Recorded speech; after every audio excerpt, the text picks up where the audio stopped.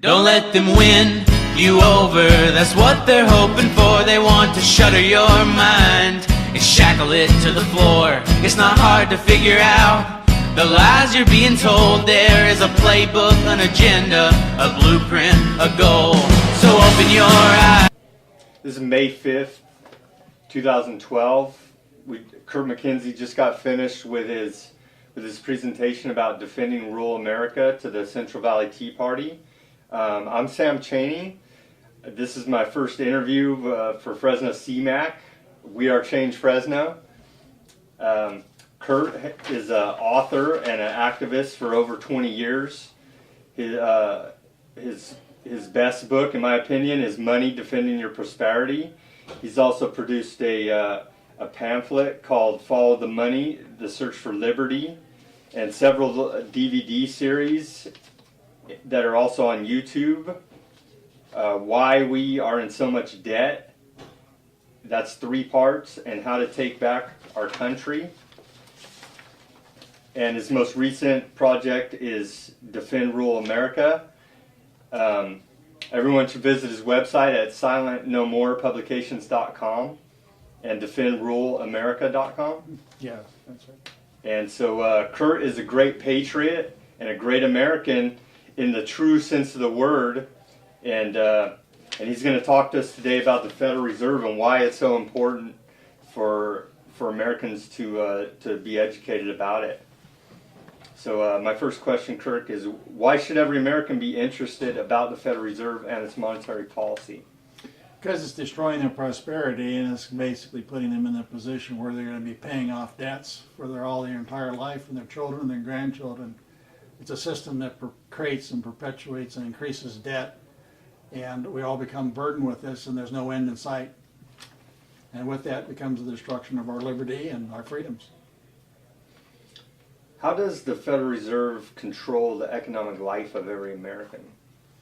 Well, it does it through the policies that, it has a bunch of strings that it's able to pull, and so they can set interest rates, they can set the rediscount rates, they can control the money supply, they can tighten, loosen, they can create money out of thin air. And all this money, basically, by withholding money, the economy slows down or crashes. By issuing more, it can speed up. And so they have complete control over the economy, and they pretty much do what they want with it. And I believe they intentionally create cycles. We have been taught that these are business cycles. Somehow some tension between capitalism, supply and demand creates these cycles. But if you really look at history, they're being created by the banks. And they make tremendous profits out of these cycles because they control them. And they know when to go long, when to go short. And so they continue to get more powerful and richer, and we continue to get poorer and more disenfranchised. So it's a system that does affect everybody, and will affect your kids, it will affect your retirement accounts, it will affect your ability to have the American dream. What branch of government does the Constitution say should control the power of the public purse, and why? Congress. The House of Representatives is supposed to be the ones that are in charge, and they're supposed to put a coin, a gold and silver currency, and set the value thereof. That's their constitutional responsibility to do that. Who owns shares in the Federal Reserve? The Federal Reserve consists of 12 banks, Federal Reserve banks, that are privately owned corporations, and it's the member banks in each of those Federal Reserve regions that owns the stock in the individual Federal Reserve bank. What is the Federal Reserve, or central banking? It's basically a scheme. That's what it is. It's a system that has replaced money with debt. The only way that money, quote, gets created is if they do it. And the only way they quote, create it is if somebody borrows it. So it's a system that does not allow any kind of a money supply or any kind of prosperity unless there's an equivalent amount of debt. And if you think about it, the United States is the most prosperous nation in the world. So if it's the most prosperous nation in the world, why are we individually, or why are our cities, or why are our states, or why is our federal government so deeply in debt? I mean, it just doesn't make logic. I mean, think about that for a second. And the answer is the Federal Reserve System, because you can't get, quote, money without borrowing it. Versus, say, silver, you could go out and dig it and you've got money, or gold, or if we could give value to your labor by creating labor. You know, you create a money supply that's debt-free. But they have a system that ensures that there will be the creation and perpetuation of debt. Who created the Federal Reserve? It was created principally by New York bankers, international banking families that wanted to have this capability. It's part of their overall global scheme. Principal among them was J.P. Morgan. John Pierpont Morgan was one of the major ones, but he was certainly not the only one. The actual author of the Federal Reserve Act is believed to be Paul Warburg, who was a member of Kuhn-Loeb Company at that point in time. But almost all of the New York banking families and the international banking families were really in on this one. What mandates are required in the Federal Reserve Act of the Federal Reserve? I don't know if there's any, to be honest. I'm not sure. You're not sure about that one? Okay. Where was the Federal Reserve created? When? Where? Where was it created? Well, it was created in Congress. I mean, Washington, D.C. The actual physical location of the banks was determined by J.P. Morgan, and they were put in the cities where he had an interest in the banks that were there and corresponding relationships with them. So he was the one that was principal among choosing the actual locations of them. And then the Federal Reserve System, the coordinating body, the governing board, is located in Washington, D.C. And given the appearance of being a government building, when in fact it's a privately owned, it's a private enterprise. And why is it so important that the central bank is operating not as a public agency but as a private corporation? Why is that so important for people to understand and distinguish the difference between the two? Well, it's like any corporation. The interest of the people in that corporation interest is to maximize the value of the shareholders. In this case, the banks. They have no interest in the people. In fact, the whole idea of lending money is that you live off of other people's misery. I mean, war for us is terrible, but from a banker perspective, it's a wet dream. Essentially, you're getting people in your debt. Debt is your product. It is your produce. It is what you want to get out there. And the more people that are in debt for a longer period of time with the most amount of debt is profit and control. When was the Federal Reserve created? 1913, the legislation was passed, and then it was signed into law by President Woodrow Wilson on December 23rd of 1913, 2 days prior to Christmas. And the timing was not coincidentally around Christmas, because in the day of horse and buggy, most of the people who were against this had actually left Washington, D.C., as was the practice at that time, to go home for Christmas. And so at the time that the act was, quote, voted upon, there was not actually a quorum present in Congress. Nonetheless, they declared that it was passed, but that's when it was passed, 1913. Why is the Federal Reserve Act unconstitutional? Well, when you give a government a power, you also give them the obligation. You can't just say, okay, you've got the power to control the currency, and then they say, well, we're going to give that power away to a private entity. And they're doing that. It's the same thing. You can't say, hey, I'm going to turn this over to an agency. If you do that, then what you're doing is you're sidetracking the whole process of elections and accountability by giving away these powers and delegating them. It's just as if you got into some kind of contract and the person says, well, I've assigned the contract to somebody else. No, my contract is with you. And they're breaching their contract, in effect. Can you explain what is, it seems like should be simple, but is very complicated, and we can't get a straight answer out of the Federal Reserve. What is money? There is no such thing anymore as money in the way that we normally think of it. We normally think of money as being an asset. It's gold, it's silver, it's shells, it's something of intrinsic value. Today, what it is, 90% of it is not even physical. It's nothing but ones and zeros in a bank computer system. It's basically a big Quicken program. And when you borrow, they create credits out of thin air. So there's zero, and then they create a debit and a credit that offset, and they loan you one of those and keep the other.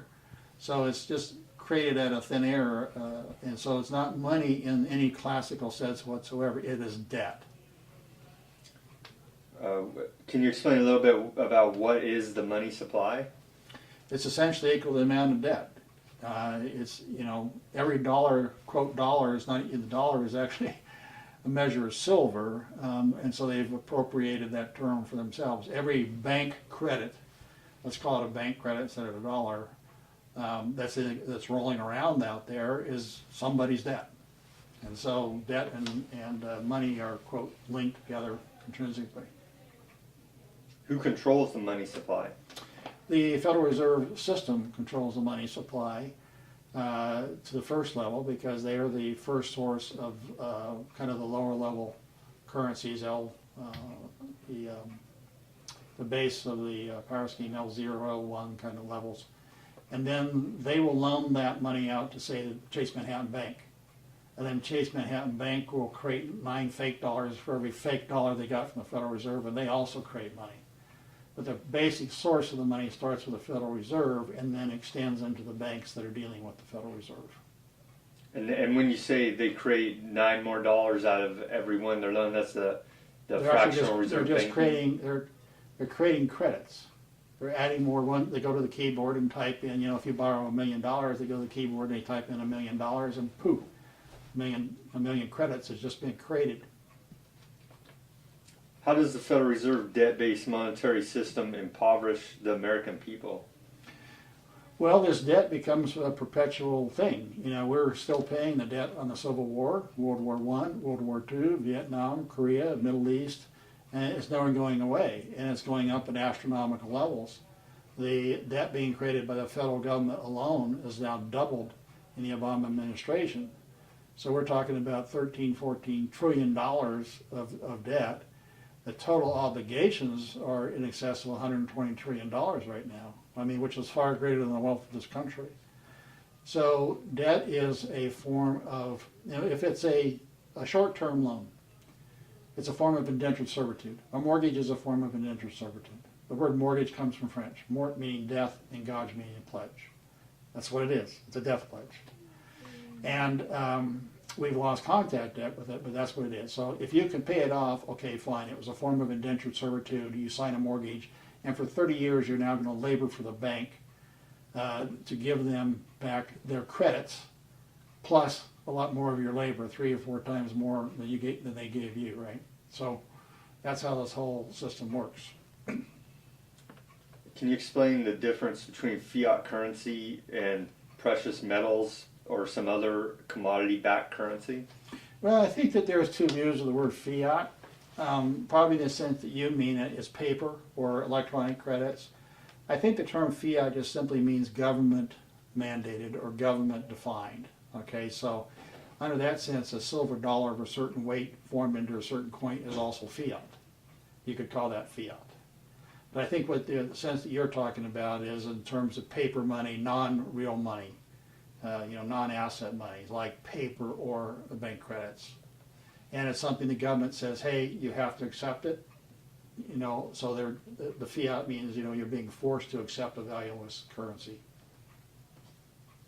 And then, so what's the advantage of having your currency backed by some commodity with intrinsic value? Well, I'll give you a real prime example. Let's suppose that your paper money and your bank credits are going down in value every single day. And so your lifetime savings are, in terms of real purchasing value, are declining at a constant rate called inflation. Can you explain why that's happening? It's real simple. The total money supply is kind of like stock in a company. Let's say you have stock in Apple and they have, say 100 million shares of stock in Apple. And the value of a share is equal to the value of Apple divided by 100 million, and that gives you the value of each share. If you now go ahead and issue 100 million more shares, so you have 200 million shares, each share is worth half as much as it was because the value of Apple hasn't changed. When they go ahead and create credits out of thin air and they're not backed by anything and they haven't created anything new, they're actually devaluing your currency, and that's what we know as inflation. But inflation, we think, is the increases in prices. Actually, what's happening is the prices are increasing because the value of the currency is declining, and the reason the value of the currency is declining is because of printing more of it. So when you increase the money supply without increasing the real value of things, then you devalue the currency, and it's just exactly as if somebody came up and robbed you at gunpoint and stole money out of your wallet or purse. So, who is in debt to the Federal Reserve? We all are. And the reason we all are is because the federal government is putting us in debt. You know, whether, you know, you could as an individual have no debt whatsoever. Well, that doesn't matter. You still have 50, 100,000, 200,000, depending on how you do your math, of debt, because the federal government has said, you know, says I have the authority and the power to put you in debt whether you like it or not. And I do that by spending more money than I take in taxes. So if these international bankers can just manipulate the financial system any way they want, why is the national debt even important? Well, to them it's not really important. The amount of currency to them doesn't matter, frankly. What matters is our labor. And so they probably measure things in like how many people are actually signed up for how many man years of labor that they get for free. I mean, in their mind, you know, the amount of currency doesn't really matter other than it sets the exchange rate between paper or credits and labor hours. And what they're really getting you for is labor hours. That's why I call it a form of indentured servitude. When will the federal government pay off the national debt? Never. Unless this system is eliminated, and never. And I'll take the following example. Under our current system, when you borrow money, banknotes, you have to pay them back in banknotes. They will take nothing other than banknotes, more bank credits. But you borrow, say, 1,000, and you have an interest to pay off at the end of the year, you owe them 1,100. Well, even if you took the 1,000 they gave you and you tucked them away, and you said at the end of the year, I'm going to pay you back, they say, well, you owe us 100 more. Where do you get that 100? Because they won't accept your labor. They won't accept your chickens or your pound of beef or anything else in exchange. They want to have their credits. The only way you can get that credit is by borrowing it. So the cumulative amount of interest that's been charged is perpetual debt that can never be repaid. Can you explain a little bit about financial derivatives and their role in the global financial crisis? Derivative. Your wife is melting. Okay. Just want to let you know. All right. So a financial derivative is essentially just another artificial world where you go ahead and have these financial instruments that are really not tied to anything other than almost a gambling sense. You know, you're not necessarily owning stock in a company, but you're betting on whether the stock's going to go up or not. And so it turns out that this whole artificial system of derivatives is probably 10, 20 times bigger than the wealth of this country. 10 years ago when I researched this was $600 trillion of derivatives. And that was 10 years ago. On, you know, basically 2,000 companies that had a real value of, you know, maybe $1 trillion or something. I mean, so if you actually look at the real value of the entities that underlie this, it's relatively teeny compared to this derivative world. And you say, well, why do you care? Because this is an artificial world. But these are like gamblers, and what they're doing is they're gambling, and the gambling they have has real consequences on the policies of these companies. And so, for example, a company who wants to do something because it's good for long term doesn't work, because you have to produce financial results every day, every month, every quarter in this world, and people are gambling against you. And so, you know, your stock can go flying up or flying down and have nothing to do with the value of the company whatsoever. But when your stock plummets in value, it completely changes your ability to borrow money, hire people, et cetera, et cetera. So this artificial world has huge impact on the real world. Can our current financial system continue to function as it is? Well, it can continue, but it just means that the debt just gets, the slavery just gets worse and worse. That's what it is. Will we see a collapse of the dollar? Will it? We've seen a collapse of the dollar. I mean, the dollar, quote, the dollar today is only worth about 1.5 cents compared to what it was worth when this country was founded. So it's already collapsed. It's just that it's collapsing at a rate called the inflation rate, and it's not enough to create a revolution. It's kind of like the frog gets in the water when it's cold, and they can gradually warm it up and they'll fry themselves. It's gradual. You know, if it happened precipitously, people would revolt. But it's gradual, and there's no end to it. I mean, you can continue this process ad infinitum. So do you have any suggestions about what system would replace the Federal Reserve? I think we have to have a two-step process. I think we have to unwind it the way they put it in place. So I believe we have to go to legal tender notes, which is a paper currency issued by the government and debt-free. So they can start paying their bills and their loans and their interest with the money that they have every power to print, but they don't have to borrow it from the Federal Reserve System. So they can go ahead and start to continue to operate government, but without increasing the debt, and they can in fact use that currency to start paying down this debt. Then I think we have to go to a currency that's actually tied to real stuff, whether it's gold or silver or it's something else. I mean, there's a lot of creative ideas there, but I think we have to do it in two steps, because I don't think you can just jump to gold, and I think you'll create a collapse of the economy if you do that. Couple more and questions. I've got Okay. So what can I do about the Federal Reserve and its policies, just myself as an individual, concerned citizen, political activist? Well, I encourage people to try and get people to watch, Why We're on So Much Debt, at least part one, because it tries and does a pretty good job of explaining the concepts in fairly simple terms in a relatively short amount of time. And so we have to continue to get the awareness going. And then in the meantime, the people that got it want to do something about it. I think we probably need to look at state banking. I think we need to do that in the rural states. And I think we have to understand what that means and start to define what that kind of a bank looks like and what its functions are and how it works to the benefit of the people, and then begin to have places like the rural states begin to put those banks in place. Because what it does is it starts to move a chunk of the money and keep it in the state rather than going into this New York banking system. As an individual basis, you got to start saving some gold and silver and things of tangible value, because they don't decline in value.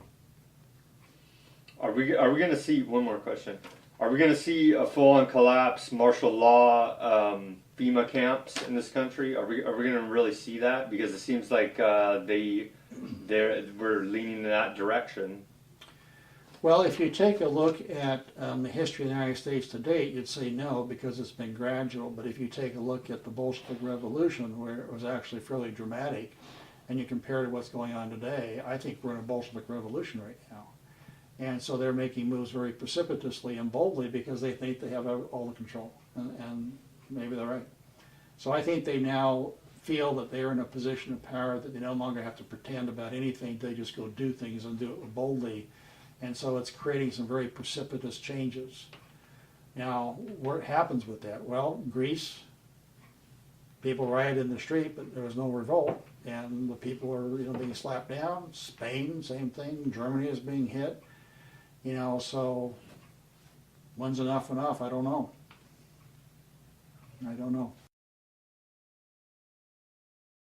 This is a public service announcement. Red alert. Red alert.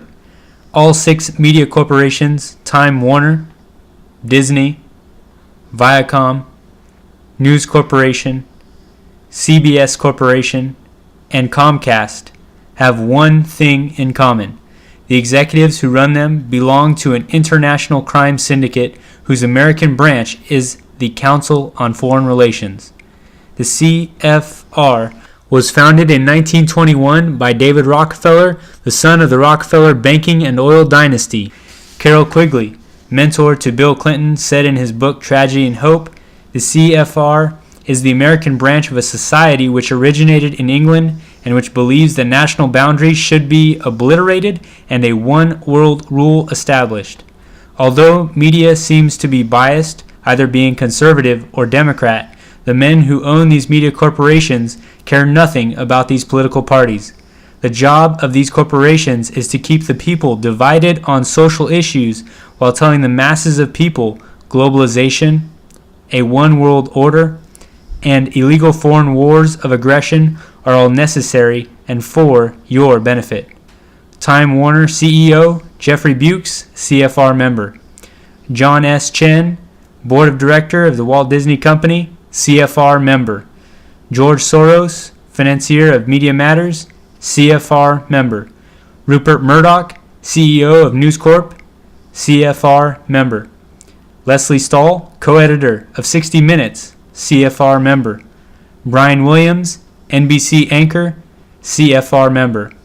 Be sure to call the Satanic Council on Foreign Relations and verify what has just been told to you. This message has been brought to you by We Are Change Fresno TV. Don't let them win you over, that's what they're hoping for. They want to shutter your mind and shackle it to the floor. It's not hard to figure out the lies you're being told. There is a playbook, an agenda, a blueprint, a goal. So open your eyes wide enough to see you're the target they are aiming for. You're the enemy. Now in order to defeat them and take back what is yours, you must expose what is evident, what is clearly coming forth. There is a good, there is a bad, there is a side you have to choose. Don't underestimate what they are willing to do. Don't underestimate what they are willing to do. It's a new world that's coming when the old world's dead. The empire is burning down, we're hanging by a thread. It's time to panic, to react, to stop this war. Humanity is rising and the truth is coming forth. Whoa,